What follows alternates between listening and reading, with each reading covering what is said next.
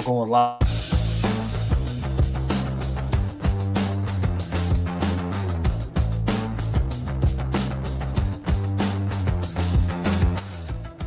Hey everyone, how you doing? This is Amon Green, Green Bay Packers all-time leader in rushing, and you're watching Packers Total Access Live, your daily source for Packer content. Go Pack, go!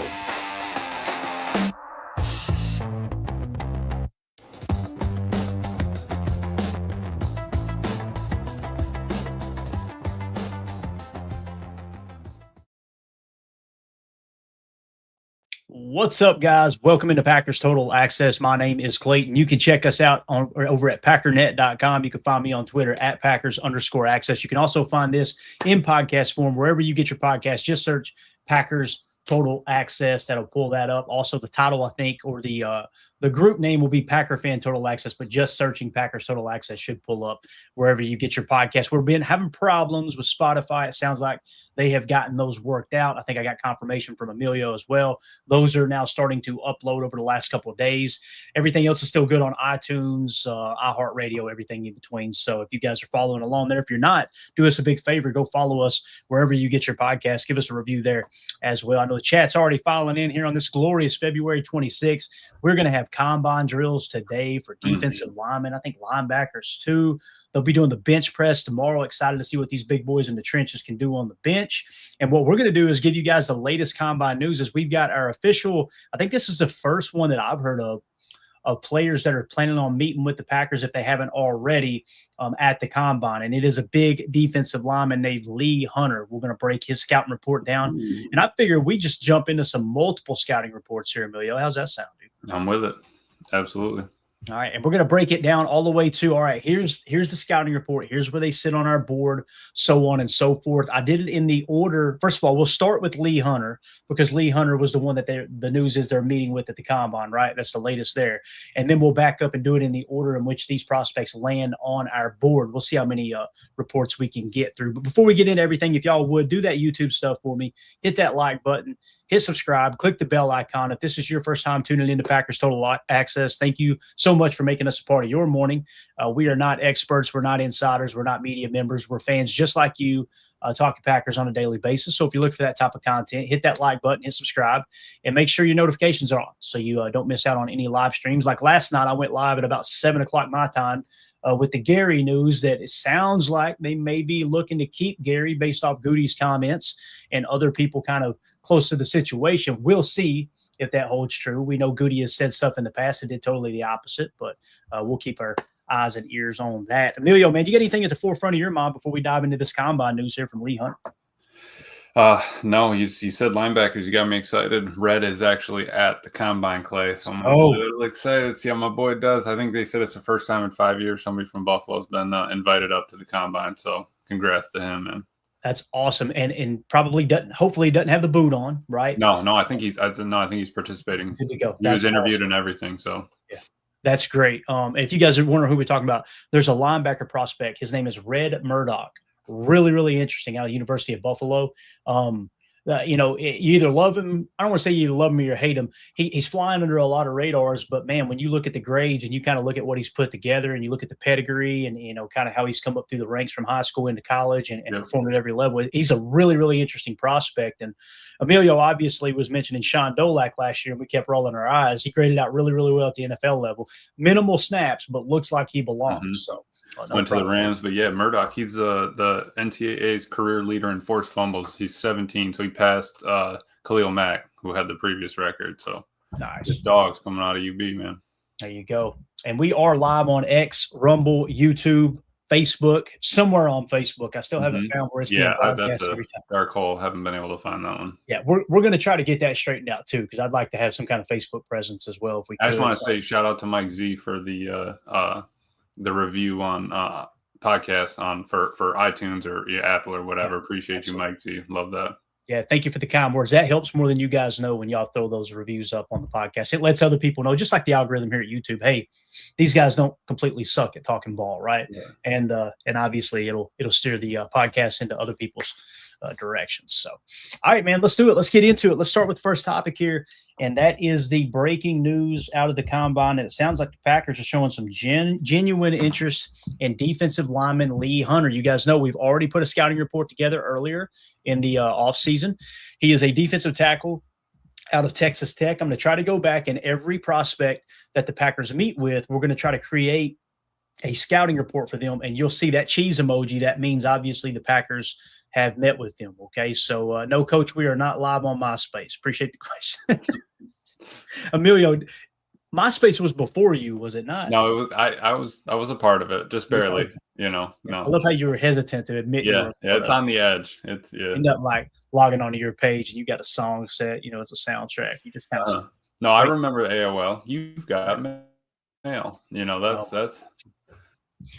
AOL, boy, that just gave me some straight PTSD, no doubt about it. The loading time. Oh gosh. All right.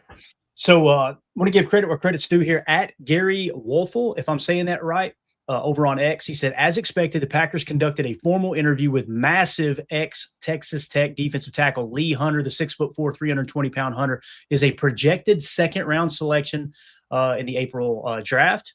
It says, I asked Hunter how the interview went, and he replied, it went very smooth.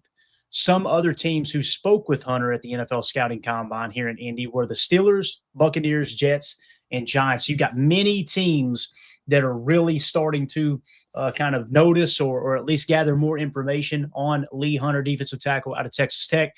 The interesting thing about this too, Emilio, sometimes in that interviewing process, it's like they either really like him and they go, all right, let's find out everything we can about him, or, and I'm not saying this about Lee Hunter, I don't think this is the case with Lee Hunter. Sometimes it's let's meet with him and potentially mark him off our board as well, right? Like It might be somebody that's on the cusp of, hey, we've got a second-round talent on him, but some of our scouts say third. Let's let the interviewing process be the tiebreaker, if you will, to find out where he goes on our board, if he does at all. So what do you think about Lee Hunter out of the bat before we dive into the detailed scouting report, man? Yeah, when we were kind of going over it yesterday, one of those guys in the cluster that we really liked in that top right quadrant, somebody that has pass rush ability, that can stop the run, doesn't miss too many tackles, just a sort of solid guy coming out of Texas Tech. We talked about their defense this past year was just tearing it up, and just had a running mate too. So, I'm kind of excited to see where that could go. And like they said, big dude, that's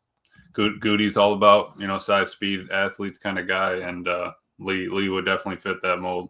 Mm-hmm. Definitely. J. Cole in the chat says, I've been saying this. I will not be surprised if Lee Hunter is the pick at 52. Mm-hmm. So, he's been on some people's radar. J. Cole has been on this one from the get-go here.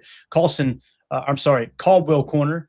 Carson in the chat says, trade alert, Jets and Titans. There may have been a trade that just took place, so we'll check that out here in a minute. We'll try to grab that information for you. But let's get into the scouting report here. Lee Hunter, defensive tackle / nose tackle, Texas Tech Raiders, red shirt senior, 6'4", 330. Again, this is before all the measurements. We'll get the exact RAS card, throw it in the profile as that information comes in. Biographical overview, a highly touted recruit from Mobile, Alabama. Hunter has had a traveled collegiate career. After redshirting at Auburn in 21, he became a dominant force at UCF from 22 to 24 before transferring to Texas Tech for the 25 season. He anchored a Red Raiders defense that ranked among the best in the Big 12 against the run, earning several All-American honors in his final year. All right, it goes on to say physical profile and athleticism, massive frame. Hunter possesses elite NFL size and mass, featuring a broad chest and powerful lower half. He is a natural, quote, space eater who is difficult to displace from his gap. All right, surprising agility for a 330-pound lineman. Scouts frequently note his nimble feet. He shows better than expected lateral movement and the ability to find a second gear when chasing plays into the backfield. Functional strength, he exhibits jarring punch power at the line of scrimmage, capable of jolting offensive linemen on initial contact. Now, talking technical skills, run stuffing, his primary calling card, he excels at two gapping. What does that mean? Controlling two gaps. If you're playing the shade, if you're playing like a one tech, right, it means you're going to control the A to B gap to your left or the A to A gap to your right if you're playing a left A gap shade, okay? So it's just one of those situations where you're up. Big 300-plus pound offensive lineman. It's more common in a 34 defense. However, if it's a two-back system, typically you'll play two gaps. Also, as has been mentioned before, if we're going to play more shell look, right, where you've got two high safeties, anytime you're playing shell, I don't want to say anytime, 90% of the time, everybody up front is playing two gaps because you got that less body. You're down a hat in the box. Does that make sense, Emilio? Yeah, absolutely. Even the three high that Gannon is known to run out there, you're most of the time you're looking at three down. Maybe you walk up two backers or something like that, but you're ideally around two or three down linemen, and then you kind of go from there depending on who's actually handing the dirt. But yeah, you're exactly right. You want to be able to handle two gaps, and that's why you're looking for that size speed sort of out of this guy. Absolutely. So who else came from Auburn though too? Before, I mean, I know it was his first start, but Mr. Colby Wooden played at Auburn as well. They probably played together in 01, but he redshirted there. So, get a little bit of training, and then, you go to a solid defense like Texas Tech. Mm-hmm. And Lee Hunter's kind of all over the board here too, man. Dane Brugler's got him at 60, which would suggest he's going to go late second round, right? However, he dominated at the Senior Bowl. Tinkathon had him at 37. That suggests he'll probably go somewhere around early second. The consensus big board had him at 48. That says mid-second, right?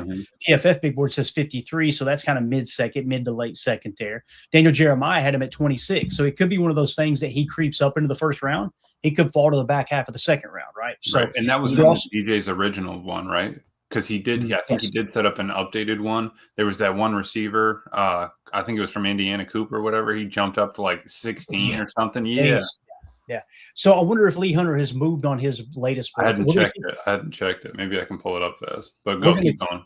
Yeah, we're going to keep the original information in, but I would like to kind of know, did DJ drop him down to where maybe Dane Brugler had him, or is he continuing to climb? It could be the case as well, right? And listen, the combine's going to play a big role in this. If he goes out there and dominates the combine, he's going to skyrocket up boards, right? Yep. So we talked about run stuffing. You just cut me off when you get that information, Emilio. Pass rush, while primarily a run defender early in his career, he showed improved interior disruption at Texas Tech, utilizing a powerful bull rush and quick hand usage to collapse pockets. He recorded 2.5 sacks and over 20 pressures in 25. Also has versatility, has the experience to play the zero tech, the nose, of course, or the 3 tech over the guard, making him a flexible asset for both 34 and 4-3 defensive fronts, especially with the 2 gapping that we just talked about, right? So there's still areas for improvement. It suggests consistency in motor, okay? Also pad level due to his 6'4" height. He can usually play too high, allowing smaller, more leveraged interior blockers to get under his chest. Now, this is really interesting. This picture, I immediately thought, well, pad level don't look great there. That's you're playing about as tall as you can on that play. And then we get into the scouting report and it talks about pad level might be an issue. So something else he needs to work on there, obviously. It shows here in the scouting report, and this was an early scouting report that we pulled. It said that the NFL draft projection is late round 1 to early round 2. His Senior Bowl performance has likely secured him a top 40 spot, with some teams viewing him as the number 1 interior defensive lineman in the class. His pro comparison is Dalvin Tomlinson from the Browns or Dexter Lawrence from the Giants. Dexter Lawrence has been a solid player for a long time. 2025 key stats, 42 tackles, 11 tackles for a loss, 3 sacks, 1 forced fumble, and 25 pressures according to that. Injury history, which is very, very important when you're trying to pick these prospects. Hunter was an Iron Man for Texas Tech, appearing in all 16 games of their college football playoff run. He played through typical bumps and bruises, but did not miss time even when his running mates on the D-line went down with major injuries. So the medical profile, he enters the 2026 draft cycle with a completely clean medical history. There are no records of major surgeries, ligament tears, or chronic issues. His durability, especially at 330 pounds, is considered one of the most attractive traits to NFL front offices. And again, tried to update this earlier. I did not change the number. Obviously, this is the new position on our board where he sits. He's 41st. And I left this number right here because when we originally put the scouting report together, he was 55th. So we show he's gone from 55 to 41 on our board now, and got a lot of boxes checked here, man. Lee Hunter is a guy that wouldn't be surprised if he climbs into the second or the first round, may go early second. If he's within range and the Packers like him that much, I wouldn't be surprised if they try to trade up and get him. You can see some of these notable names around him too, man, like Zion Young right below him on the board. We were talking about Emmanuel Prignon last night, left guard from Oregon. He's down there in the 46th spot. Also, Jennings Dunker, another player we'll probably highlight today. He's in the 49 spot. Maxi Hanakor is down there at 52. So Lee Hunter carrying more value than them here on February 26th. Absolutely. And on DJ's 2.0, it looks like he only dropped that one spot to 27th just to get Cooper in there. But yeah, you're right. DJ has him cut up as a wide body, dominant run defender, flashes upside as a pass rusher. He can bend and leverage single blocks, chucking them aside. He's got a club move, a swim move. Said he's a little raw in that department, does play too upright.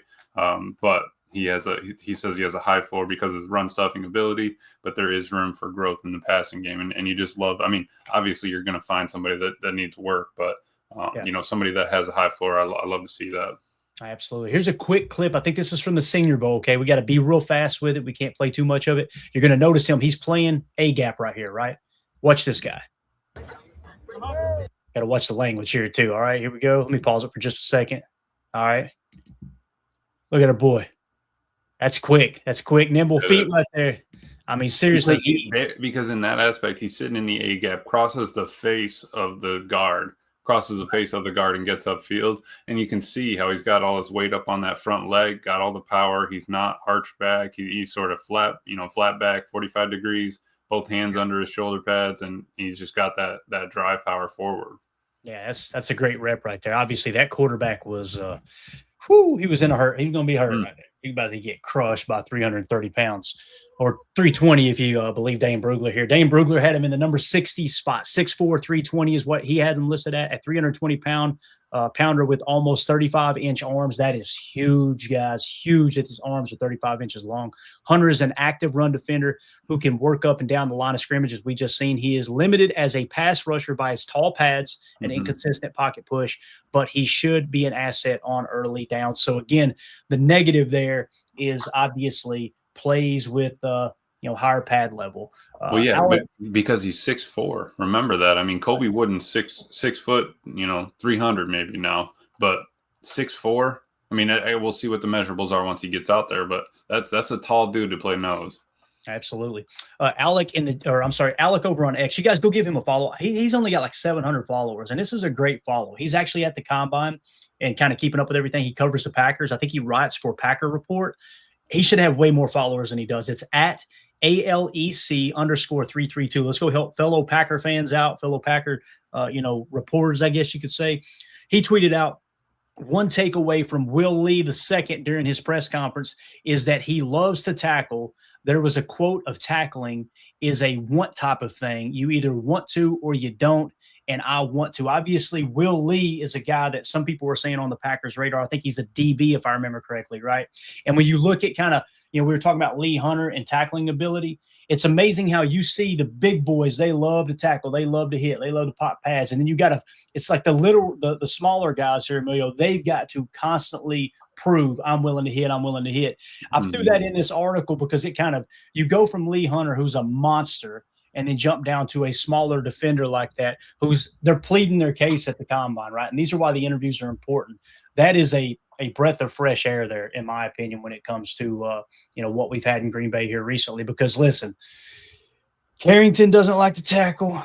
Obviously, Keyshawn likes to tackle. That's what's crazy. But it just seems like he's made business decisions there recently in big games, right? So I just thought it was cool to tag that in there as you get this information coming in right before we went live on another player at the Combine. And of course, this guy right here, when you're this big, when you're 6'4", 330, you don't care. You don't care to tackle at all. You're looking forward to it. So no, anything else on him, man? Poor left guard, man. Poor left guard. That's all I got to say. Exactly. So there you go, guys. There's a scouting report on Lee Hunter. Seems to be on the Packers' radar. If you guys are watching this back later, let us know, where would you take Lee Hunter? Maybe you see him as a mid to early first-round pick. Maybe you see him as an early second-round pick. Maybe you think he'll fall right in the Packers' lap at 52. Let us know in the comments, what do you think about Lee Hunter? Make sure you hit that like button, hit subscribe, click the bell icon for us. And Clay, you know what I was thinking was, you're interviewing Lee Hunter at the same time. They're probably asking him about Gil Howard, no? Skylar Gil Howard, kind of like how they did last year at Texas, when they were interviewing Golden and said, who would you bring, from Texas kind of thing. And Barron Strell kept getting brought up. Yeah, that's a great point, Amelia. What he's talking about, guys, if you don't remember, last year, I think it was Gutey at the presser when they had him, first talk about the draft picks he made. He was asked about Barron Sorrell. He said, everybody that we interviewed from Texas, we asked everybody we interviewed, period, if you have one teammate you could bring with you to the NFL that you want to play alongside, who would it be? Everybody on Texas said Barron Sorrell. So yeah, that's huge, man. That's a great point there, man. Great point. So, all right. So there you go. That is Lee Hunter. Now let's move along here. Did we find out what that trade information was? For the Jets and Titans. Did not. See if you can. We already got measurements coming in. Daniel Jeremiah just said Grayson Halton, 6'2", 293, 10-inch hands, 31 1/8 inch arms, 77 3/4 wingspan. So we already got measurements rolling. This is absolutely awesome. Okay, here we got the trade here. Oh boy, this one kind of hurts, Emilio. We won't spend a whole lot of time on it because I don't think we'll edit a separate video out. But here it is. The New York Jets are sending defensive end Jermaine Johnson to the Tennessee Titans in exchange for defensive tackle Devonte Wyatt. The trade cannot be processed until the start of the new league year in March. So obviously it's going to be a formality then, but Devonte Wyatt, just a straight up player for player trade. Really? Straight up player for player. Yeah. And I don't know how well Jermaine Johnson has played, but I don't know, man. I kind of feel like on the surface, that's a pretty good trade for the Jets. Or that's yeah, what I was thinking. Yeah, let me pop it up here on the screen. You know what? We'll just talk about it for a second if you want.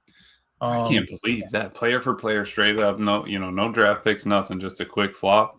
Mm-hmm.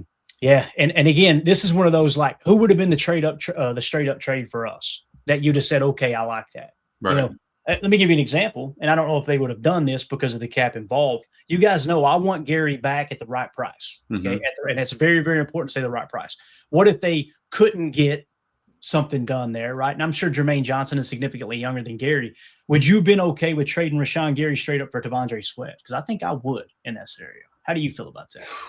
That's a tough one. On the surface, I would say no, but man, we need a D tackle so bad that, and you've got young guys coming up. You got Sorrell coming up. You got LVN ready. You got Mike. Yeah, I think you could convince me to do it.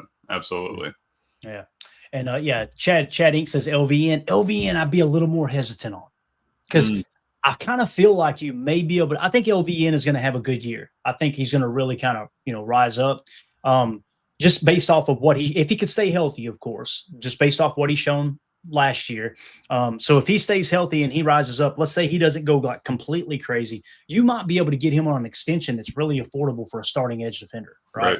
Because Micah, when you're modeling your roster, right, you don't want to pay, you can't pay. I don't want to say you don't want to pay. You cannot pay, top 3, top 5 edge defender money to 2 different players, right? So you got Mike already in that role. You need that guy that's starter money, but not breaking the bank. And I'm holding out hope that they can get LVN on a deal like that. Does that make sense? And especially where you're at age-wise, looking at the 5th year, all that stuff is okay. LVN is probably the next guy in line. You've gotten use out of Rashawn, but yeah, it's tough at that contract. Like you said, I think you could convince me to do it right off the bat, straight up. I'm not sure, but I'm sure if we crunch the numbers, it'd probably be worth it.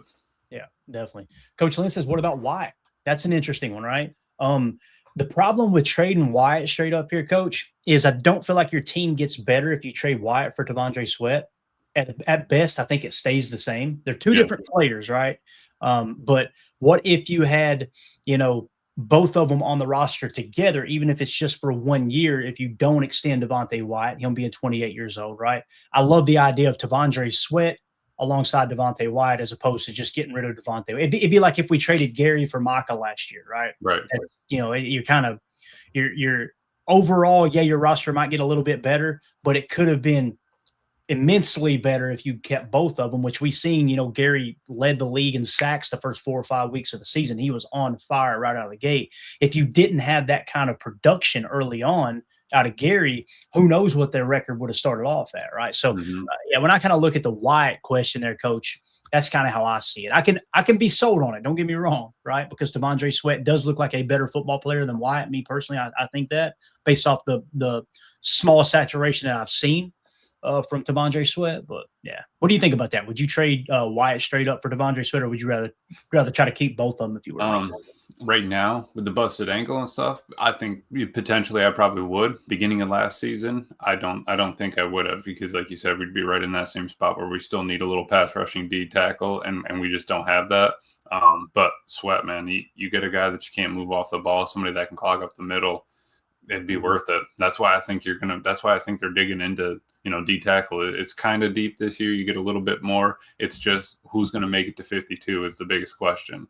And like Gutey was saying in his presser, they'd be willing to move up, right? But I don't think it's going to be into the first. If anything, it'll be early, trying to move up 10 picks in the second, 12 picks, something like that, and then go ahead and get your guy. Once you get a couple phone calls, hey, we're going, a couple teams are going after this dude. A couple DTs come off the board. We'll see how it lands. Definitely. Soder in the chat said Johnson's has been since the Achilles. I think he said Johnson's a has-been since the Achilles. Okay. What was Tennessee thinking? Got it. So evidently he has underperformed, because I do remember him being a highly touted prospect, if right? I remember correctly. So definitely underperformed. So yeah, I think what it says, Solder, is they're obviously rebuilding in Tennessee. Surprise, the Titans are rebuilding, right? Seems like it's a common theme here over the last couple of decades, but they're probably looking at it like, okay, is he definitely our anchor of the future? They obviously didn't see Devonte Sweat like that. Let's go ahead and try to grab this guy that whoever the GM is now in Tennessee probably had an extremely high grade on. Let's see if we can bring him in here and utilize him a little bit different. So I'm with you. I don't like to trade Solder. I'm trying to play devil's advocate for there. And you make a great point. It's hard to justify trading Sweat for him. So, yeah, so the Jets, maybe the Jets are finally turning around, man. Maybe they need a quarterback, somebody that, came out of Green Bay, able to handle the cold and everything. Mandy was talking about that yesterday. She's like, is Malik Willis going to end up with the Jets? I said, I hope not. She said, that'll be so sad. Like, God love it. Like, we know what's going to happen. He'll still be in the green, Mandy. We'll be all right. Yeah, I suppose. So there you go, man. A little bit of breaking news right here on the fly. Again, hey, if you guys are watching this short little clip back, let us know in the comments. How do you feel about that trade? Do you wish the Packers would have traded for Devonte Sweat? Or are you like, nah, I wouldn't have wanted to give up a player for player there? Like Brenton Cox Jr. comes to mind. If he was under contract, would you be willing to trade Brenton Cox Jr. for Devonte Sweat? That's a little tough too. Yeah. It is, But let us know in the comments what you think about this trade. Hit that like button for us. Hit subscribe. Click the bell icon so you don't miss out on our future live streams. All right, let's move on to another scouting report here. You want to, Emilio? Let's do it. And you guys we'll try to keep an eye on the chat. Let us know if any other news breaks. We greatly appreciate that, man. That was awesome. Who was it that mentioned that, by the way? Do you remember who it was in the chat? I can't remember now. I want to say it was Chad Ink, maybe. Yeah, I think I'll pull it up. Yeah. I just want to give credit where credit's due. Oh, Caldwell, sorry. Oh, that's right. Caldwell Corner. Thank you so much, Carson. You're the man, buddy. Appreciate it. All right. So I think we already had the Malik Muhammad one. Good. Just trying to comb through the news here real quick, make sure we're not missing anything. There's Peter Woods. I'm excited we're going to start seeing some of these drills and everything. We're getting the numbers out of the combine, and I'm, we'll get a little bit of the RAS stuff, and then potentially if we look into, getting our numbers out of the NFL, it's just you're going to start getting those bonuses. Everybody's going to start falling into their horizontal tier pretty soon here, and that's exciting. Oh, we got official measurements for Lee Hunter, just to throw that out there real quick. 6'3", 318 pounds. Okay, so a little lighter, a little shorter. Surprise, right? 9 1/4 hands, 33 1/4 inch arms. Not bad. Okay. 80 3/4 inch wingspan. Dang. Wow, that is crazy. Peter Woods, by the way, 6'2", 298, only 31 1/4 on reach. 6'2", 298 for Peter Woods. That's it. That's crazy. I'm telling you, bro. Now, Kristen Miller, 6'3", 321, 10-inch hands, 33 inch arms, and 80 1/8 inch wingspan. I think Gutey takes anybody over 300. I mean, yeah, 298's not bad, Peter Woods, but I think he's going to be gone. But I think that we're looking for a little bit more size. And we mentioned Grayson Halton a little bit too, right? 6'2", 293, 10-inch hands, only 31 1/8 inch arms with 77 3/4 wingspan. They don't have Gil Howard's up yet? Not seeing it here. Okay. Yeah. See, Caleb Banks is 6'6". Dang, 6'6", 327. Am I seeing that right? 6062, right? That's 6'6". 6'6", 327, 10 7/8 inch hands. Oh my God. 35-inch arms for Caleb Banks out of Florida. That's an 85 3/4 of an inch wingspan. Yeah, you might as well give him the -5 already for it depends on how he runs, but man, just off the measurements. I was gonna say he could run a 6-second flat, right? 6-second flat and still get a 9 RAS probably with that size. That's crazy, man. Absolutely crazy. All right. Let's move on to Jennings Dunker. You want to do that? Mm-hmm. Let's do a quick little Jennings Dunker scouting report here. We talked, and again, we're kind of falling back now and going in the order of our draft board. Jennings Dunker is a player that's been on our radar the entire time. Some people say he's a tackle. Some people say he's a guard. If he was drafted by Green Bay, I think he would settle in at guard, would be my guess. But you never know, man. They seem to change their mind from time to time here in Green Bay when it comes to that type of stuff. But Jennings Dunker. What is your initial thoughts of Jennings Dunker before we get into the detailed scouting report, Emilio? And I go on a ramble here, reading off a bunch of information. How do you feel about Jennings Dunker? Would you be okay at 52 if we were to select him if he were on the board and available? Absolutely. I've been kind of leaning on it. Interior O-line, interior D-line, potentially edge if maybe one drops to us. But at 52, I feel like it's trenches, and then from there on, we'll fill out from there. But I wouldn't be opposed to it at all. I'd be totally for it. I would too, man. So obviously Easton Butler tweeted this out. The Packers met with Iowa offensive lineman Jennings Dunker at the Senior Bowl. This was back then. Obviously, we just pulled it and put it on the profile here. So he is on the Packers' radar to a certain extent. All right, Dunker's moving on to the professional ranks after a highly decorated career at Iowa City. In Iowa City. He is currently one of the primary stock-up players at the 2026 Senior Bowl, where his ability to take reps at both tackle and guard has generated significant buzz amongst NFL executives. So the scouting report, offensive tackle / guard, okay? Number 67 there for the Hawkeyes. He was a senior, 6'5", 315 is what he was listed at. A native of Lena, Illinois, Dunker is the quintessential Iowa weight room warrior, known for his flowing red hair and immense functional strength. He was credited with a 600-pound back squat before the age of 20. Jeez, he developed into a cornerstone of the Hawkeyes offensive line. He capped his career by helping Iowa win the Joe Moore Award, the nation's best offensive line, and was named a first-team All-Big Ten selection in 2025. So let's talk about the physical profile and athleticism. He's got a mauler mentality. Dunker plays with a glass eater attitude. He is I'm glad there's a G there, glass eater attitude. He is a high motor finisher who looks, keep it together, Emilio, be mature here, who looks to drive defenders into the turf on every snap. Explosive power. He possesses rare lower body drive. His ability to displace defenders at the point of attack makes him an elite asset for gap-heavy rushing schemes.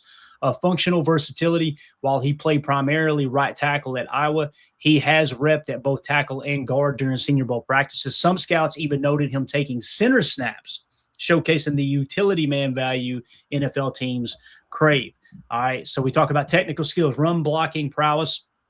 Dunker is at his best when moving forward. He takes excellent angles to the second level and has the grip strength to latch and steer linebackers out of the play. Strong anchor in pass protection. He uses a wide base and natural leverage to absorb bull rushes. He is rarely walked back into his quarterback's lap. He's got a high football IQ, a multi-time academic All-American. Dunker's intelligence shows on tape in his ability to pass off stunts and identify blitzers early in the reps. So really the run blocking prowess sticks out to me here, Emilio. Mm-hmm. I think duo when I read that section right there, right? And also we need to add the cap and gown to our boy Jennings Dunker, don't we? Do you think? Oh, yeah. Yeah, you have that kind of mental fortitude, all that. You'd be able to do that while in college the whole time. You know, I mean, with a mullet like that, he's going out, you know, after a win or two, having a few daddy sodas. So, we appreciate that he's still, diving into the books like that. But, yeah, a dude that's, basically played right tackle his whole career. In 2023, gave up 5 sacks. In 24, only 2. In 25, only 2. And under double-digit hurries every year, not bad. And if you go ahead and look at him, take him, step him down 1, put him in at right guard, call it a day. We don't need to flip him over to left guard or anything like that. If you want a left guard, take Pregnon, right? So I'd be all for that. Yeah. Soder in the chat. Smart guy with bad hair checks out. Yep. There you go. Love it, love it, love it. And we went ahead and added that cap to the board, so we're good there. Now let's talk about areas for improvement. Lateral agility. We talked about he can get downfield. How does he move laterally? As a tackle, he can struggle with elite NFL speed to power rushers. His hips are somewhat tightly wound, which is why many scouts project him moving inside to guard at the next level. Hand timing. He occasionally extends his arms too early in his pass set, allowing defenders to initiate contact and win his chest. Timing his punch more effectively will be a key coaching point in the NFL. Over-aggression, his nasty playing style can lead to an occasional lunging, causing him to lose balance or miss blocks when facing twitchy interior defenders. The thing that sticks out to me when you read that, hand timing and over-aggression, sounds like a guy trying to overcompensate for shorter arms, right? And putting him on the edge, right? You got a guy with a little bit shorter arms, maybe on the edge, trying to reach out and get a hold of somebody. Why not move him inside, have a little bit of buffer on each side? Absolutely. Draft range, early second to round 3. His versatility in Iowa O-line pedigree makes him a high floor prospect who should compete for a starting interior spot on day 1. Pro comparison is Dominic Pooney or Kevin Zeitler. Kevin Zeitler is actually a free agent this year. One of the free agents we've got listed as one of our top guards. We'd like to see him sign. So this guy, Jennings Dunker, plays a lot like Kevin Zeitler in that regard. All right. Let's see here. Key 2025 statistics: 13 starts at right tackle, 0 sacks allowed first half of the season. Joe Moore Award winner, first team All Big Ten. In terms of injury history, his freshman year, he suffered a broken sesame seed. No, it's not sesame seed. Not a sesame seed bun. A broken sesamoid or sesamoid bone in his foot. Probably butchered both of them. That required surgery and forced him to redshirt his entire first season. Late 21 to early 22, he sustained an injury during the Citrus Bowl preparations that caused him to miss the following spring practice. 24, he missed 2 games due to a minor knee injury, though he returned to finish the season as a second-team All-Big Ten selection. 25, he remained remarkably durable during all 13 games of the Hawkeyes and showing no signs of lingering issues from his earlier foot or knee problems. So the medical note, despite the moral leg injuries, as Coach Kirk Ferentz called them, early in his career, Dunker enters the draft with a clean bill of health after a full 13-game senior campaign. Obviously, he's sitting currently 49th on our PTA big board. Okay, so he's in the 49 spot. If he's there at 52, run the card. He could go earlier. He could fall later, right? And again, that's if you're okay with using a second-round pick on a guy to play guard.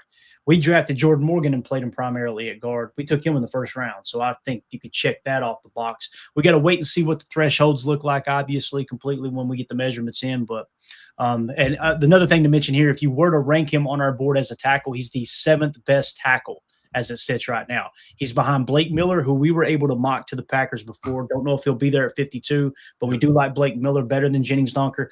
Caleb Lomu, Monroe Frilling, Caden Proctor, of course, Francis Magoa out of Miami, Florida. And then, of course, Spencer Fano is the top tackle there in Utah with a 9.9.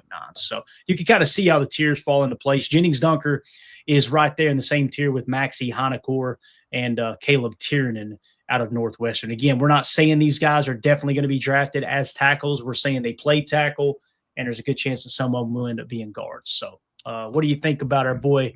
Actually, let me give you this rep here real quick. This is from the Senior Bowl. You guys are going to love this, all right? I can't remember who he was going up against here. I think it might have been a Clemson guy. I'm not sure. But anyway, let's watch it. Look at our boy sliding outside, taking care of business. Look how fired up he is. Look. That's what you're wanting to see. And, of course, I just threw the tweet out earlier this year, said football guy. Look at that, man. Got the Iowa waterfall. You got the lettuce rolling out of the helmet, Clay. I mean, that's the flow is just flying around. I'll be all for it. Yeah. I love the incomplete tattoos, too. And I'm sure there's a certain design that's described as. I think jailhouse tattoo when I see those that aren't completely filled in. Think Tucker Kraft's little cowboy skeleton. I love that tag. That thing is mean. Yeah. So then, of course, PFF College said Jennings Dunker, 90 PFF grade over the past 2 seasons, second highest amongst all offensive linemen.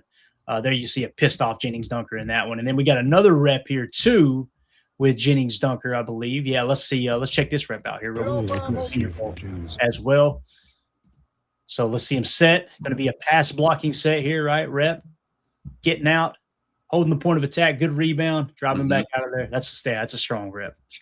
So the feet, if the feet were and the lateral agility, Emilio, if there were questions going into the Senior Bowl process, it sounds like the way he dominated at the Senior Bowl probably came out checking the boxes, feeling okay about that. Yeah, no, exactly. And him being a second round pick and stuff like that, you're never going to get somebody that's an absolutely perfect prospect, perfect prospect that, picks at 50, 60, whatever it is. If he's got a little bit to work on, that's fine. We've always been a draft and develop kind of team.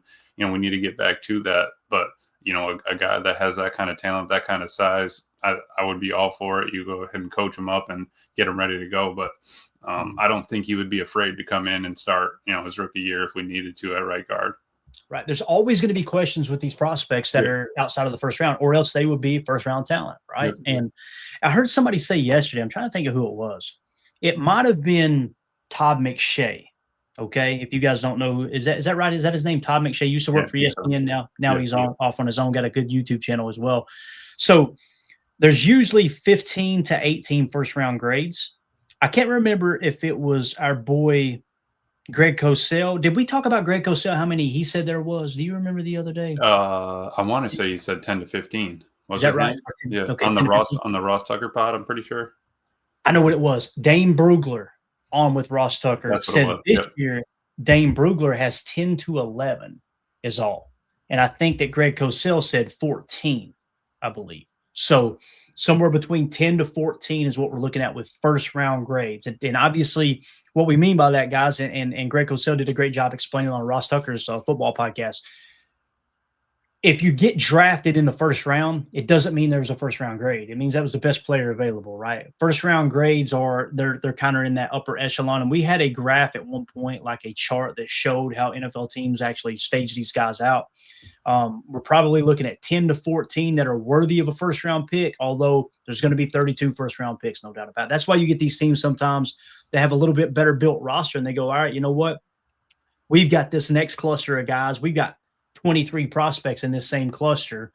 Let's just trade down. We know we're going to get one of these guys. There's plenty of options. And that's where you'll get a team that's a little more needy might be willing to trade up and get a guy, even though they don't have technically a first round grade. The value's good enough where they're picking and by need that you go up and grab them. So too old for this says on his board. He's got 6 to 7. I don't know. I see what he did there. Smart. So appreciate you, too old for this. Always bringing the humor in the chat. So there you go. Jennings Dunker. That's the breakdown. Anything else on him, Emilio? You good, man? No, like you said, I've been fine with anybody from the Iowa O-line. It depends on how it falls to me, but I'd be all for it if we can go ahead and make that happen. Is that Louis over there telling you he's worried about the arm length? He is. He's over there telling me he's worried about the arm length, and he's very vocal about it. I'm telling you. I love it, dude. Absolutely love it. All right. So there you go, guys. By the way, Louis is a cat. That's not somebody tied up in Emilio's office there. All right. He's a cat. Everybody calm down. So if you guys are watching this back later, let us know in the comments. How do you feel about Jennings Dunker? Would you be willing to take him at 52? Do you think that's a reach? Do you think he'll be long gone? Let's take the conversation over there to the comments. You guys have been lighting the comments up. Greatly, greatly appreciate the extra conversation we have in there. We're also trying to create more community posts as well here on YouTube. Obviously, you can follow us at patreon.com/Packer Fan Total Access as well. But yeah, so there you go, Jennings Dunker. Hit us up in the comments. Let us know how you feel about him. Hit like, hit subscribe, click the bell icon for us as well. Tell us if you like his mullet or not. I mean, I think Jacob could probably pull something off like that, don't you? Little mullet, mustache, get rid of the beard and just see what happens. Yeah, Jacob could definitely pull it off. If I were to grow out a mullet, however, Lord have mercy, I'd end up on some kind of illegal registry somewhere. I would look Manny be having you sleep on the couch. Yeah, Manny, I'm growing it out for the season. No, you're not, Clay. No, you're not. She'd have me out back next to the creek with a tent is what I'd have. Ain't no way I'd be on the couch. Anyway, that's going to do it for hour one. For those of you listening on the pod, we'll see you on the other side for hour two, where we're going to continue to break down prospects and bring you breaking news from the Combine as well. We'll see y'all over there. We appreciate you. For those of you listening on the pod, put it on, Lou. Welcome into hour two. Let's get into some more prospects. But before we do, Emilio, anything as we're having these conversations, we've obviously talked about Lee Hunter, who the Packers are planning on meeting if they haven't already at the scouting combine. We talked about them meeting with Jennings Dunker at the Senior Bowl. Is there anybody that comes to mind, or just any thoughts in general based off what we've talked about with Lee Hunter and Jennings Dunker? Am I wrong thinking if the Packers were to get one of those two guys, it's going to have to be 52 or trading up earlier to get them? Or do you think there's a chance that one of those two guys falls to 84? I just don't see them lasting to 84. Do you? No, I don't either. And that's why I think, when you kind of look at it, who have the Packers met with, it seems like it's D-line, O-line, kind of right there in that 40 to 60 range, where if you have to move up, you can. Maybe you think, all right, if we're at 52, you may be able to trade back 5 spots and still get the one you want. But just from all the the cheese emojis and who we've met with, it seems like it's trenches early in the draft, and then kind of we go from there afterwards. But that's where I feel like we can kind of narrow it down. Obviously, we're never going to know what they're talking about behind the scenes, but you go ahead and look at, okay, who'd you meet with? You met with Jackson, you met with Lee Hunter, you met with Dunker. Like, okay, then what, are you going to go out and pick up a safety in the second round? Like, I don't see that happening. You know what I mean? So it seems like they're kind of narrowing down their focus. We just kind of need to keep our eyes peeled, ears to the street and everything, and figure out who that's going to be. Absolutely. We got a bunch of people in here tuning in. Greatly appreciate everybody hanging out with us here during Combine Week. We're going to dive into the defensive lineman measurements next. The Draft Network's Twitter account actually just put those out. If y'all would, everybody who's watching live right now, do us a big favor, smash that like button. We would greatly, greatly appreciate that. That'll help tell the algorithm, hey, these knuckleheads are in here talking ball. Everybody jump in here and join the conversation. Also, if you're watching on X, if you're more comfortable with that, that's absolutely awesome. But you can actually join the conversation a little bit easier in YouTube if you climb over to our YouTube channel. Just search Packer Fan Total Access there. Make sure you sub there as well. I'm not going to, so quit asking. Exactly. How about we throw a little change up here, Emilio? What do you think about jumping into the defensive line measurements as a whole? Are you cool with that? Yeah, they're starting to come out, you said? Yeah, so we got Draft Network is starting to fire them off here in rapid time. It started 24 minutes ago, so I'm going to hit refresh one more time here, and let's see if we can there's that actually reset a little bit more there. So we're just going to go right down the line. You see they've created a thread here, okay? And let's see if anything sticks out to us here. Obviously, Cameron Ball, don't know who he is on our board. If you want to do a little cross-checking, we can do that. He's 6'4", 310, 33-inch arms, 9.5-inch hand size there for him. So obviously, height, weight, arm length is the big thing here. Now, some people would say, why does it matter that you got big hands as an offensive lineman? It's a lot easier to get your paws on those guys when you've got big paws, right? And you typically pack a bigger punch. You ever put the gloves on and box somebody who's got larger hands, a little bit heavier handed, right? And that matters at the point of attack and punching in regard to that. I don't even know where Cameron Ball is on our board. Do you know where he's at? Cameron Ball, D-tackle out of Arkansas. Yeah. Correct? I'm assuming, yeah. Yeah, okay. Yeah, we have him. Sorry, I had him. He's 229.6 is his overall grade right now. I am throwing in his height weight of the 6'4", 210 with 33 inches. We're going to try to keep that column updated just so that we can dive into it a little bit later on. But he is low on our board. I don't have it. Let me re-sort it real quick. No, you're good, man. You're good. The big thing, too, there is arm length, right? That's probably the most important aspect is that 33-inch arm length. So. Yeah, absolutely. Let me see here. You're good, man. Just update it. We'll get the information in a minute. Let's move on to Caleb Banks. I'll just kind of rapid fire them out here, and we'll talk about it. Caleb Banks has been kind of the big story here, in my opinion. Like if we were to – I don't want to sort the board. Ball was 332. Okay, so he ended up in the 332 spot. Gotcha. Mm-hmm. So you're talking about, according to our board, potentially an undrafted free agent. We won't spend a whole lot of time there. Caleb Banks, right, defensive lineman. He's our second best defensive tackle. We got a 28.6 grade on him. Dane Brugler has him at 24. Tankathon 29. Daniel Jeremiah 39. So he'll probably be long gone before the Packers pick, I'm sure. But to me, he's the one that sticks out the most here, Emilio. 6'6", 327, 35-inch arms, and almost 11-inch hands. Wow. Caleb Banks is going to be a monster. Now, what did he do at the college level in terms of PFF, right? So at PFF in 2023, He was the 303rd highest graded defensive lineman. He jumped to 196 in 24, and we're showing the red box in 25. So evidently an injury is what kind of maybe lowered his stock a little bit there. We'll see if he's fully healthy. Obviously, if he's out there at the combine, we'll see him in the drills and see if that holds true. The PFF big board had him in the 16 spot. Consensus big board was a little bit different. They had him at 29. And, of course, Daniel Jeremiah had him at 39, Tankathon 29, and like we said, Dane Brugler has him as high as 24. So this is a guy that's probably going to be middle of the first. If he dominates and shows that he's completely healthy, who knows, man? Maybe he climbs up in the top 15 or so. Hey, it's not going to happen for us, but the fact that he's 6'6", 327 that's impressive. It really is, man. It is. Moving on, Nick Barrett, 6'3", 312 pounds, 33 3/8 inch arms with 10-inch hands there as well. That's another defensive tackle. Rashawn Benny. I think the Packers met with Rashawn Benny, if I remember correctly, right? Yes, we did. 6'3", 298, 33 3/8 inch arms. So the arms check out pretty well there, right? I can't remember the exact thresholds we had. We had an article pulled up on PFF or on Patreon. Let me I'll try to pull that up off to the side here. That way we know exactly what the minimum and what the history showed in terms of threshold. Man, I got more windows open than a trailer park right I'm telling you. Tell you. We'll hopefully it won't slow the stream down. You let us know. Make sure in the chat, let us know that the stream is flowing okay with all these different windows open here. And so far we haven't really had the arm length discussion. Everyone's sort of still sitting there at that 33 inches. So I think we're in good shape that way. It's just, once we get into the O line, I think that's going to be a lot bigger of a talking point coming forward. Mm-hmm. Yeah, it seems like when we did that threshold report the other day, the big thing that stood out, here it is. I had the one from last year. So the big thing that stood out is on one side of the ball, it was a little bit more important than the other, right? Like offensive line, they're saying the minimum threshold is 33 1/4 inch arms, okay? Mm-hmm.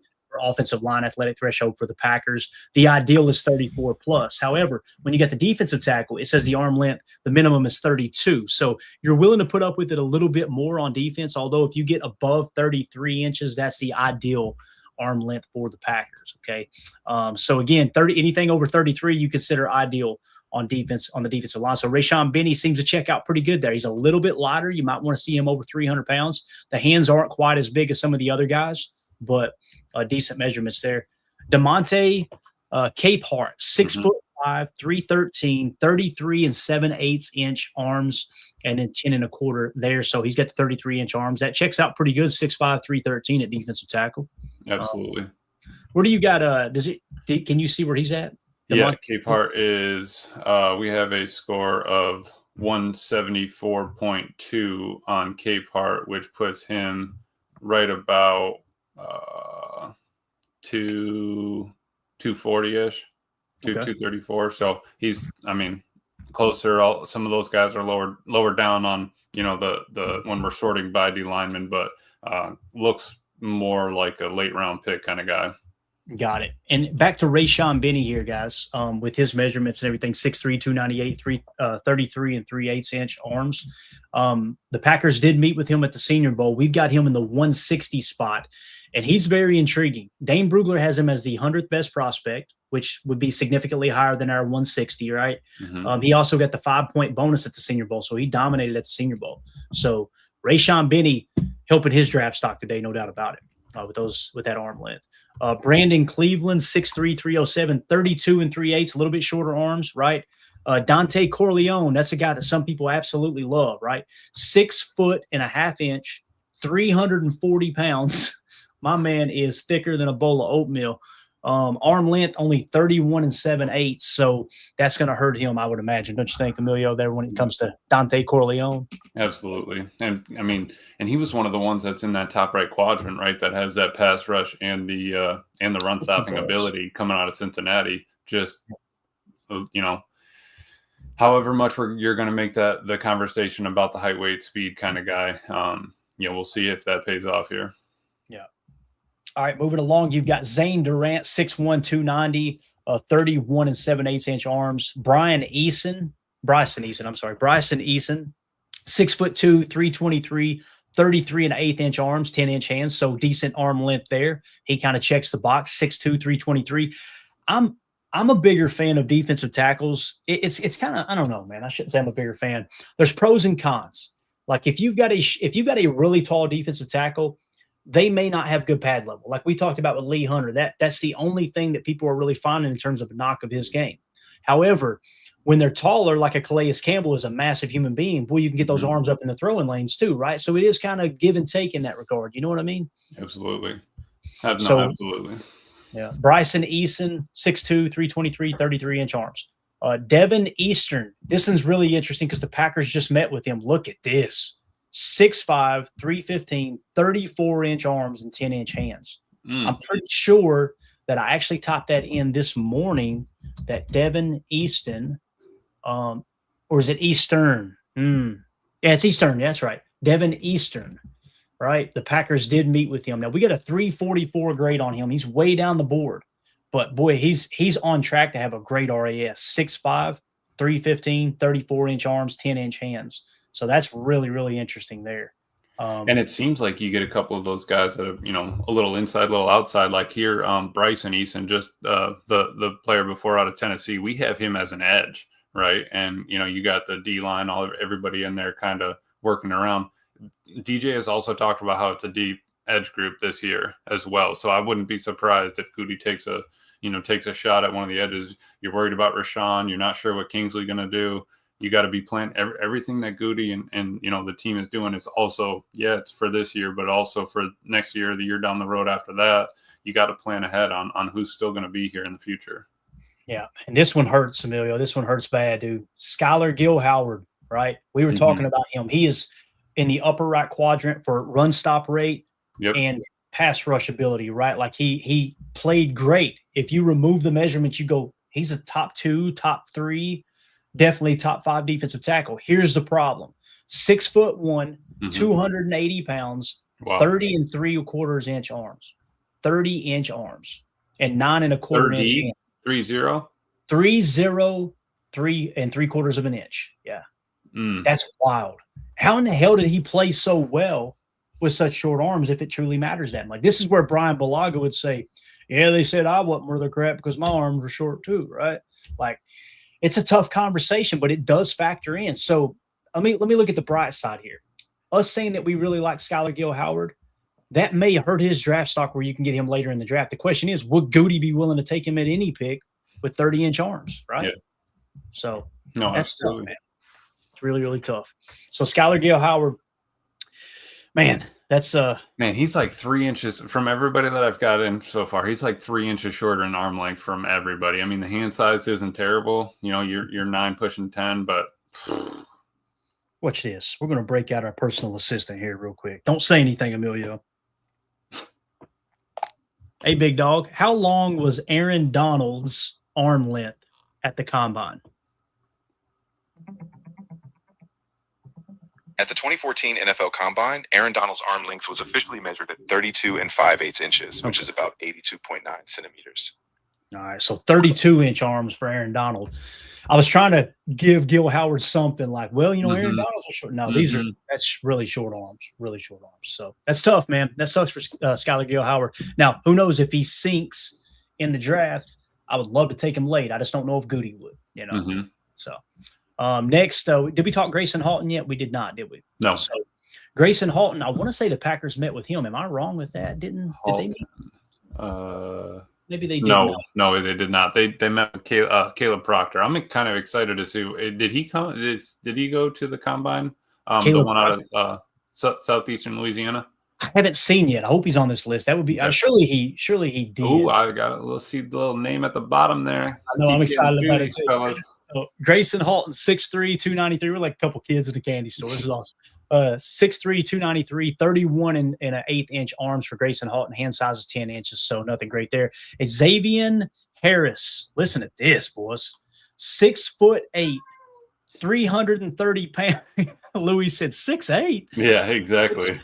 6'8", 330 pounds, 34 5/8 inch arms, and 10-inch hands. So, my gosh, Xavier Harris is a monster of a human being. Where the heck is he on our board, man? I got to know. Our boy Xavier, 160-ish. So he's probably sitting around 200, late 100 picks. Yeah. So again, what Emilio's saying, guys, if you're new here, we got a 160.4 grade on him. That would suggest he's worthy of the 160th pick, but he's going to be significantly lower on our board. It's probably going to be 20 or 30 prospects higher than him, maybe even more, right? We don't have it sorted by that at the moment. I'll do it real quick. You're good, man. Keep where you at. Yeah. Xavier Harris is 200 even, actually. 200 is where he's at? Got it. And back to Grayson Halton. Grayson Halton is actually 134 on our board, right? So, man, that's wild.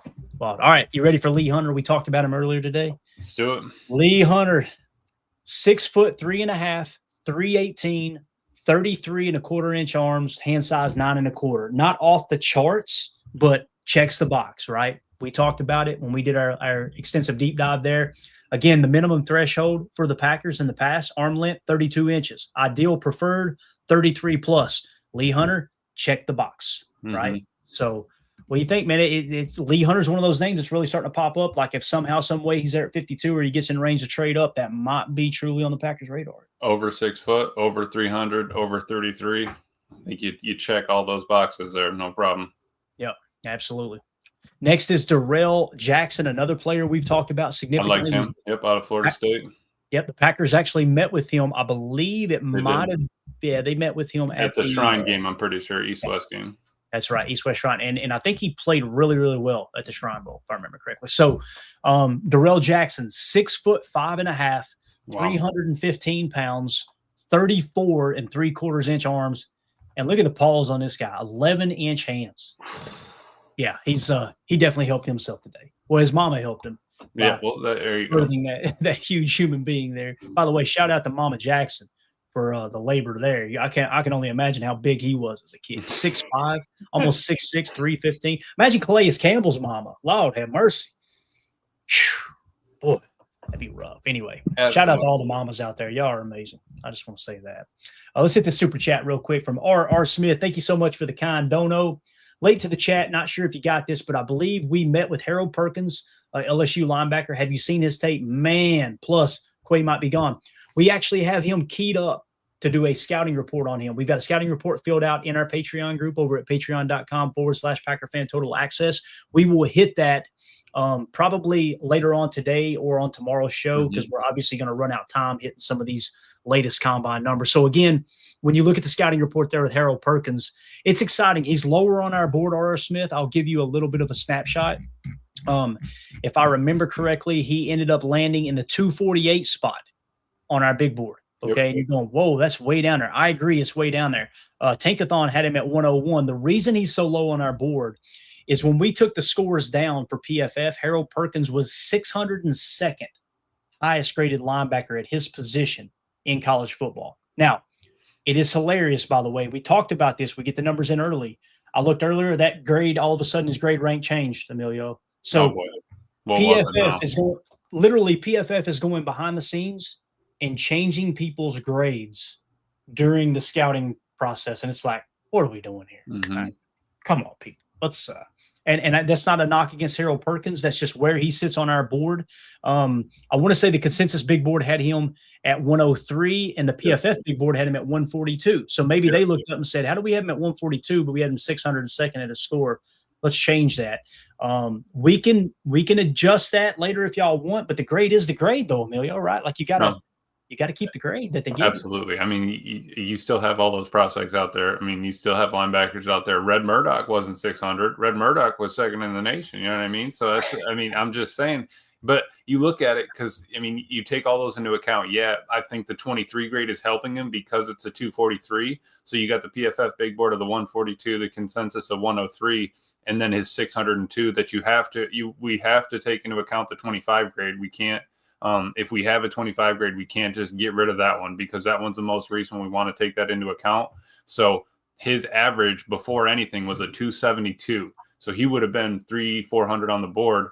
What helps him the most is Tankathon brought him in at 101. That dropped his overall down to 186. So, I mean, Tankathon having him at 101 brought him down almost 100 points with the averages. So he has a shot now, right? But you can't be performing 600 best linebacker and say, you know, I'm going second round kind of thing. All right. And when Emilio says it brought him down, he's actually talking about him rising up the board. It's bringing Right. the Yeah. I'm score sorry. Yeah. down. Brought us overall, the lower score wins kind of thing. Yeah, lower number wins, definitely. So yeah, here's the thing about Harold Perkins. If you go, well, y'all got him way too low, I can respect that opinion. I really can. And I haven't watched this tape, so I'm taking R.R. Smith's word for it. I'm sure the tape looks phenomenal, right? But when you look at Dane Brugler, I think Dane Brugler had as many as 150 prospects, and he didn't even make the top 150 for him. At least 100. So he was definitely outside of the top 100. He didn't make Daniel Jeremiah's initial top 50, obviously. And we got the consensus big board and everything baked in. It's just that PFF grade that's really bringing him down. So maybe if we get a prospect like that where the PFF grade is an extreme outlier, maybe we can highlight that box like I don't know, some kind of orange or something where we go, okay, newsflash, this is why he's dropping, okay? Mm-hmm. And which Uber driver graded that tape, right? That's the big question. So, shout out to PFF. R.R. Smith, thank you so much for the super chat, man.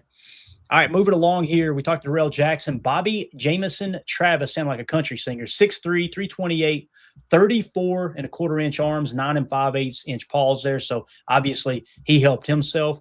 Tim Keenan, defensive tackle out of Alabama, 6'1", 327, 30 and a half inch arms. Mm-hmm. That's tough. It's tough look there. Jackie Marshall, defensive tackle out of Baylor, 6'2.5", 293 pounds, 32 inch arms, 9.5 inch hand size. Chris McClellan, defensive tackle out of Missouri, 6'4", 313, 34 inch arms, hand size 11 inches. Where is Chris McClellan? Because Gutey is going to love those measurements right there, man. Chris McClellan is 174 on our big board. Mm-hmm. Dane Brugler has him at 95. So Dane Brugler says we have him way too low. The reason he's lower on our board is mainly because the consensus big board said 328. The PFF big board said 328 is what we got them both in at. That's really rare that they're both the same number. Yeah, that might be one we need to update, Emilio. You know it. I'm going to pull that up off to the side. Okay. Keep that highlighted and let's troubleshoot this. We did this the other night in real time, right? We decided that was with the Michigan State center, right? That's correct. So McClellan, right? McClellan, where does he sit today? We'll talk about where he has moved. Where is he? Is he even on the board? What in the world is going on? Do they have him listed as an edge, maybe? Where's McClellan? Oh, this is about to get interesting. Like I'm not seeing him. Chris says Excelia with Red Murdoch got Glover jealous. Don't worry, different sides of the ball, Chris. Come on now. Chris McClellan, defensive lineman out of Missouri. Okay, so at the end of the college football season, so that's a typo then. I'm glad we checked it. McClellan at the end of the college football season was 158th according to the consensus big board. Okay. 150, 148? 158. 158. Yeah, so let's use that number. Since then, he's actually risen, but let's use the 158. So that was the problem. Down a lot. Yeah. So now if I hop over to PFF's big board, they may have changed it too, but just want to make sure that we get it as close as we can. I like doing these in real time too, so you guys can kind of see how the cake is baked, so to speak. Chris McClellan, according to PFF, is where are you at, sir? Chris McClellan, 127 now. So do we want to take half like we did last time? Do we want to take the difference on that, or are we taking 127 for him? Man, that's interesting. Where does he got his now? When I put in the 158, he dropped from like 142 as his final grade to 128. So that would put him right around the 105th, 148th pick-ish. 148 gotcha. On the board, I mean. What's his rankings starting in 23? 23 he was 547, 24 he was 185, and 25 he was 72. Yeah, okay. He's 74 now on there. That's hilarious how they're changing the grades. But anyway, so we got a decision to make then, right? Mm-hmm. What do we want to do with Chris McClellan in terms of PFF rankings? Currently, it's showing him at the 127 spot. We had him at what spot? 328. All right, so 328 and 127. I mean, they gave him 200. I mean, that's a jump. So right in the middle of those two numbers would be 227.5. What do you think? How do you feel about it? I'm good. Is that still too low? 227. Where's that put him? That puts him at 117.8. That would put him right around the 130th, 131st on the board. Does that feel good to you, or I think should we that's just go pretty with the fair. I think that's pretty fair. All right, let's do it. Let's roll with that then. He has been updated. There you go. Troubleshooting that in real time. You love to see it, right? Love to see it. Next, you got Caden McDonald, 6'2", 326, 32.25-inch arms. So he meets kind of the minimum threshold. It's not ideal. Obviously, Caden McDonald is considered the best defensive tackle in the draft. He'll be long gone. Yep. He is 21 on our board. There you go. My boy, Kristen Miller. You ready for this? Let's hear it. 6'4", ding, ding, 321, ding, ding, arm length, 33 inches. Let's go. 10-inch hands. Kristen Miller's going to be rising up boards. Yeah, Love it. Love to see it. Next, you've got Tyler Onyedem. Perfect. All right, works. Defensive tackle for Texas A&M. 6'3.5", 292 pounds, 34 1/8 arms with 10 1/8 of an inch hands. The arm length at 34 1/8, and the fact that he's almost 6'4" and at 292, he's probably a lot leaner than some of these guys. I like that. I like that a lot. I think he helped himself there, obviously. And Chris N. Is Chris N still in the chat? Look at this. Chris N's in the chat. Up next, Big Citrus. 6'2", 322 pounds, 33 3/8 arms, hand size 10 1/4 inches. Those are good measurements. Big good, right? I like the fact that his arms are almost 34 inches long, and he's 6'2", low center of gravity, still long arms. That's going to help Dominic Orange big time. And if you guys have ever seen an image of Dominic Orange, you hear Big Citrus and you think, oh, he's probably just got the big belly hanging. His arms are shredded, dude. Like I thought you were gonna say. Have you ever seen a picture of him? It's just like the Syracuse mascot, man. He's just a big orange ball running around. No, he's got some muscle mass to him. That dude is stout, man. There he is. I knew Chris was in there. He wasn't gonna let it slide. Yeah, so he definitely helped himself. Oh, look, we got Caleb Proctor in the house, baby. Caleb Proctor, you ready for it? Come on. All right. 6'2", 291, little light, 33-inch arms, hand size 9.5 inches. The arms check the box at 6'2", 291. I like it. I don't think that hurts him. Do you? No, I don't think. I mean, under 300 is maybe an issue, but the arms at 33, I feel like kind of evens that out. I feel like they can look past, weight a little bit more than they can look past arms. Because you can't grow longer arms, really. Very, very good point. Very good point. Well, I don't know, man. It's 2026. Maybe they got something weird. Yeah, you could get those. You got your knees done, Clay. Get a little taller, like a white chicks. That's a great movie. You've seen that one? Yeah. Oh, yeah. Okay, I was just making sure. You're not a big movie guy. I'm just making sure. I know of it. I haven't watched the whole thing, but I know of it. Let me just put it. I can't lie to you completely here. I think it would get canceled today, don't you think? You think it would get probably. Canceled? But I mean, could you imagine getting your knees done? I mean, just to get how'd you get 6 inches? Got my knees done. Did you see this right here? Janice said per Joey at Chat Sports, Packers have had a formal conversation with Brandon Cisse at the combine.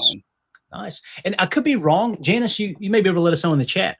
I was seeing somebody wrote up a thing saying that he's basically a slot corner. I don't know if there's any truth to that or not. I haven't dove into him too much. Do we have any kind of V next to him on the board at all? We don't. We just have a cornerback out of South Carolina. He has the hard eyes. He does hit the threshold though. Something to keep. And something he is to 44th on our board. So that could be the second round pick depending. Yeah. All right. So we got Caleb Proctor. Got that information in. Albert Regas, defensive tackle from Texas A&M, 6'1", 295, 31 5/8 arms, hand size 9 5/8 inches. So obviously falling short of the 32 inches, not a good look there. Probably gonna. I don't know how high he was on boards anyway, but yeah, that definitely wasn't good measurements there. So then next you've got Gary Smith, defensive tackle out of UCLA, 6'1", 319, 32.5-inch arms, hand size 9 3/4 inches. So there you go. That is Gary Smith, the third defensive tackle out of UCLA. Man, that's fun getting that information in real time. I'm going to try to back up on Twitter and take a look and see if anything else is coming down the pike. And there you go, Janice. I just seen what you were talking about. Easton Butler just tweeted out that South Carolina cornerback Brandon Cisse did meet with the Packers. He was actually crediting Gary Wolfel, the guy who had mentioned that earlier with one of the other prospects. So we can go ahead and put the cheese emoji next to that. He did. He received the cheese emoji, Clay. Thank you, bud. Appreciate it, man. Appreciate it. All right. So there's Brandon Cease. And yeah, there it was confirmed. He had a formal interview with the Packers at the NFL Combine in Indy. Cease is regarded a late first, early second round draft pick. The Packers' first pick is late in the second round at number 52. I think what Gary's hitting at is we're looking to maybe trade up because all these guys that they're meeting with, and now Gutey did say at his presser, I think it was 2 days ago, he said even though they don't have a first round pick, they're treating the process exactly the same, right?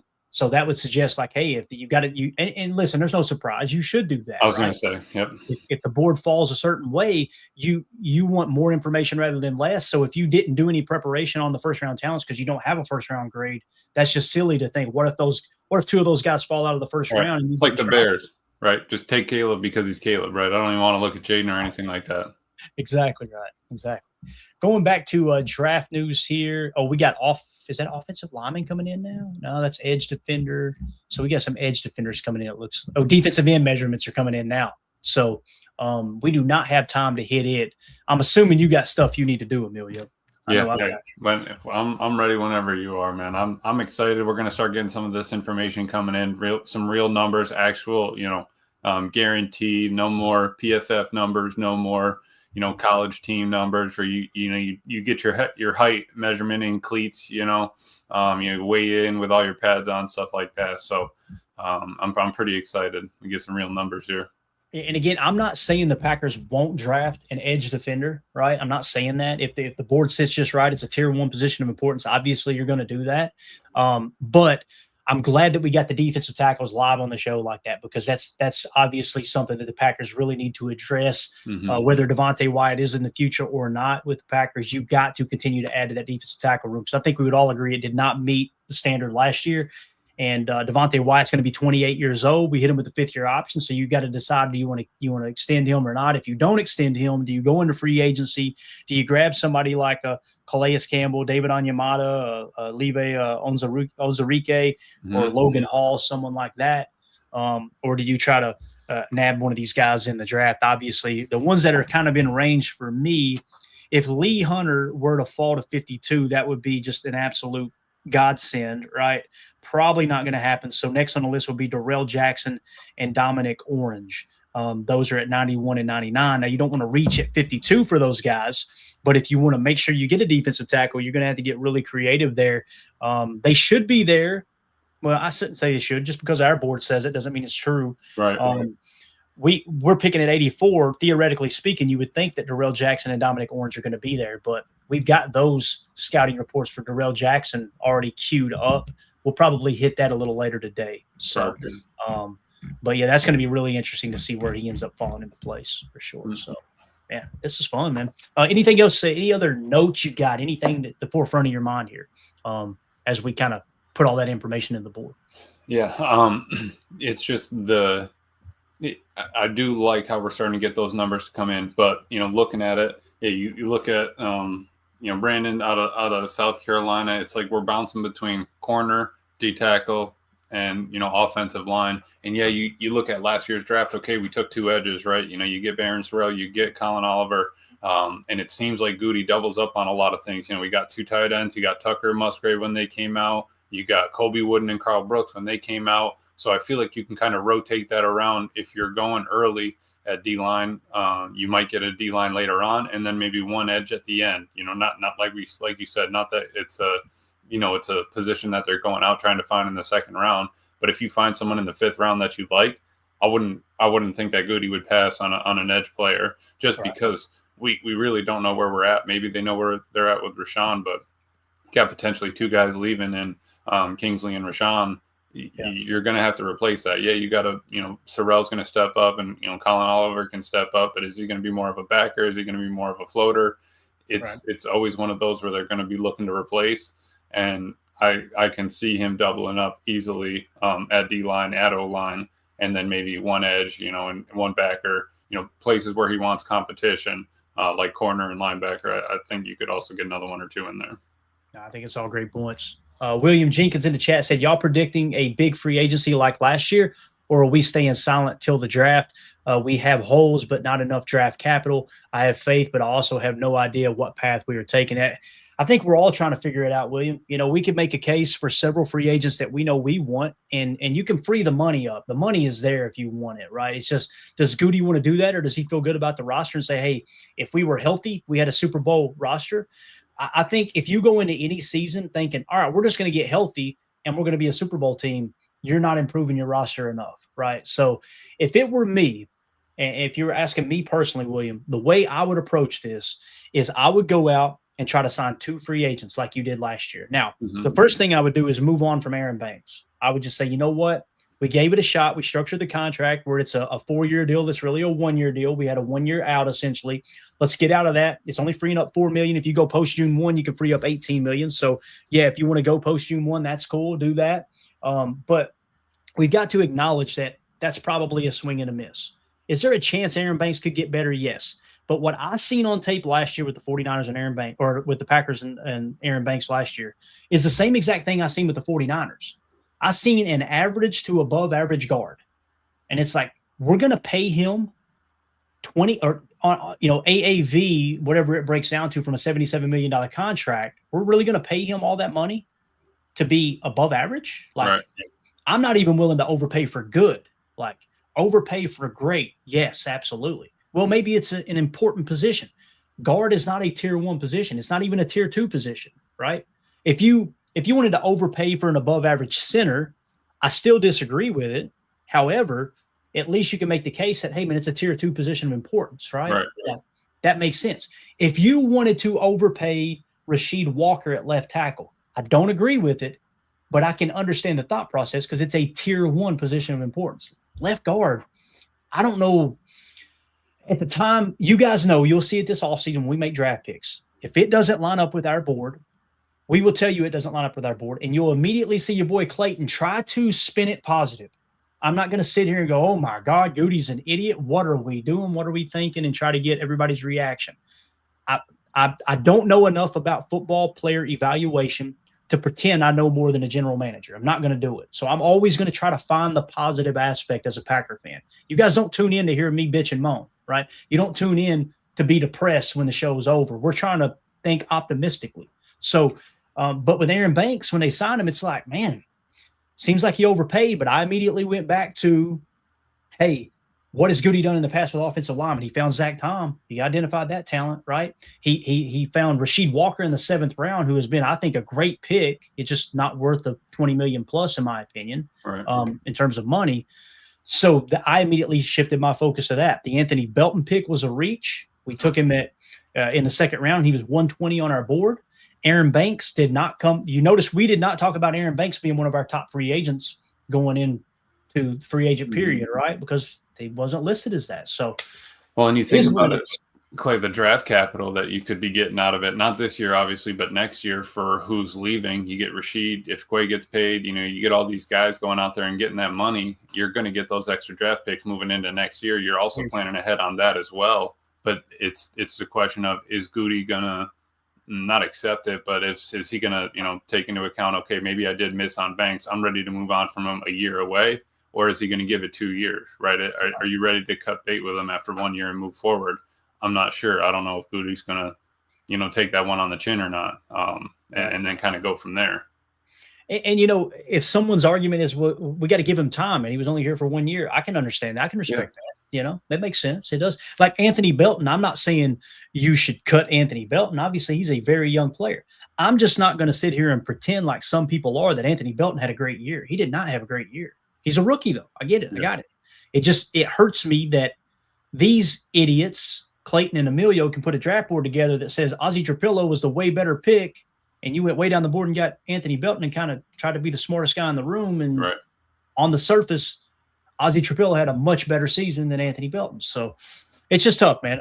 And again, hopefully all that makes sense. But in terms of predicting, though, I hope if it were me, I would go get 2. I don't know if they will. They got to free up some money sooner rather than later if they're going to do that. And they haven't done that yet. They haven't done any restructures. At least that's leaked out through any of the sources. Maybe that's coming here in the right before free agency, hopefully. But I would like to see them go get a defensive tackle because, again, I don't feel comfortable, if you were to take Darrell Jackson, let's say he is there at 84, I don't feel comfortable with him being the answer to all of our needs. I'd like to see him go get somebody like a David Onyemata or a Logan Hall if the price is right. Some of the projected market values are significantly lower right now. Go get a couple of those guys, or go get one of those guys, and then go get an offensive lineman. I would love to see him get Tyler Linderbaum and put the center thing to bed. But if you're not willing to pay him $20 to $22 million per year, then maybe you end up having to draft the center. And if you do that, go get one of the cheaper or two of the cheaper guards to play alongside and compete with Anthony Belton. Yeah, at the we guard need a couple floor setters in free agency if that's where we're going. I don't think we're big, high ceiling kind of spenders in free agency. I think we're some floor setters if you're going out there to get any. Absolutely. Lindsay in the chat just said, thanks, guys, with the heart emoji. Appreciate you, Lindsay. Appreciate you tuning in, buddy. This is always fun getting in here and talking ball with everybody. So, all right, Emilio, anything else, man? You good? I'm good, and I'm excited. We're going to start getting some numbers. Maybe you get it on it's on TV too, right? You can watch a little bit of it. Yeah, NFL Network should have the coverage. I love having Twitter pulled up off to the side and then having NFL Network on. And if any news breaks, we'll continue to go live throughout the day. I just got to run to the lawyer's office. It's that annual when it's tax season for you, boy. We love to go talk to the lawyer and just go, hey, here's what we're looking at. What do you think? He goes, oh, believe me, Bub, you're well within legal perimeters, I guess you could say. Perfect. Yeah, you're good. You're good. Let's move forward with that. So we're going to go sit down with the lawyer, have a cup of coffee, and write him a check too. Wonderful. All right, Emilio, appreciate you, buddy. Absolutely, Clay. Glad to be here. As 2-0 for this set, if y'all would hit that like button, because we know this show sucks. Hit an all-time average today. Got it. All right. This show sucked. This show suck hit an all-time average today. There, I love. See the wordplay with 2-0 for this is always there's levels to this thing. There is, yeah, it's deep. Not an all-time high, an all-time average today. So appreciate you 2-0 for this. You're the man. So everybody hit that like button for us. Hit subscribe. Click the bell icon. We'll go live if any kind of news breaks. That's Emilio. This is Clayton. This is PTA. Everybody have a great afternoon. I rock you too, buddy. Appreciate you, man. We'll see y'all later. Bye. There we go. Nice. Bye, guys.